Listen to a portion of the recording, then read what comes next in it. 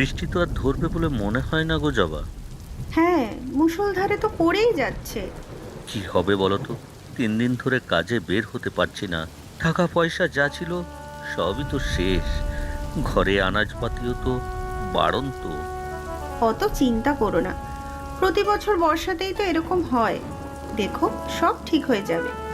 আর ঠিক হয়েছে। পরিশ্রম তো এত করছি, কিন্তু সুখের মুখ তো আর দেখতে পাচ্ছি কোথায়। আমার বাবা বলতেন, পরিশ্রমের ফল মিঠা হয়। দাঁড়াও, আমি একটু চা করি। লাল চা, মাথা ঠান্ডা করে খাও তো দেখি। তুমি এত দুঃখ কষ্টের মধ্যেও মাথা এত ঠান্ডা রাখো কি করে, তা বুঝি না। আমি তো দুশ্চিন্তায় চোখে অন্ধকার দেখছি।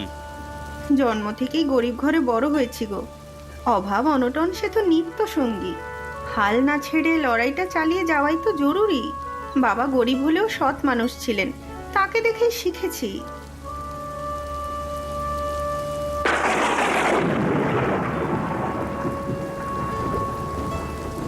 এই নাও চা। বিস্কুট নেই কিন্তু। দাও, বিস্কুটে আর কাজ নেই। চা পাতা যে শেষ হয়নি এই ঢের। চা খেয়ে একবার ছাতা নিয়ে সমিতির দিকে যাও তো। গত বছর তো নদী বাঁধের কাজ হয়েছিল, যদি এবারও শুরু হয়। হ্যাঁ তাই তো, আমার তো মাথাতেই ছিল না। বাঁধ মেরামতের কাজ শুরু হলে মাসখানিকের কাজের বন্দোবস্ত হয়ে যাবে। আমি যাই দেখি গিয়ে। আরে দাঁড়াও দাঁড়াও, ছাতাটা তো নিয়ে যাও। ভিজলে জর্জারি হলে আরো বিপদ। তুমিও পারো জবা। আরে দিনমজুরের কাজ করি, রোদ বৃষ্টি মাথায় করেই তো কাজ। দুবেলার দুমুঠো অন্নের জোগাড়। যখন কাজ করবে তখন দেখা যাবে, এখন তো ছাতা নিয়ে যাও। আচ্ছা ঠিক আছে।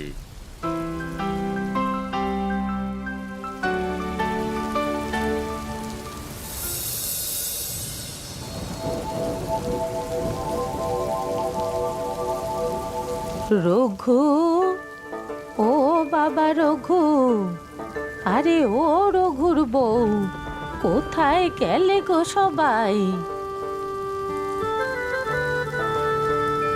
ওমা, পিসিমা, আপনি এখন বৃষ্টির মধ্যে? বলছি বাপু, বলছি, সাধ করে তো আর আসিনি। আগে তো ঘরে উঠি, এই পোটলা পুটলি সবই ভিজে গিয়েছে। হ্যাঁ হ্যাঁ, আসুন আসুন, পোটলাটা দিন আমার কাছে। না না, আমি রাখছি। থাকার মধ্যে তো শুধু এটাই আছে, বাকি তো সব শেষ। ওমা, কেন, কি হয়েছে পিসি? আপনি বসুন বসুন এখানে। আর কি বলবো বৌমা, নদীর পাশে ভিটা, ভাঙনে এইবার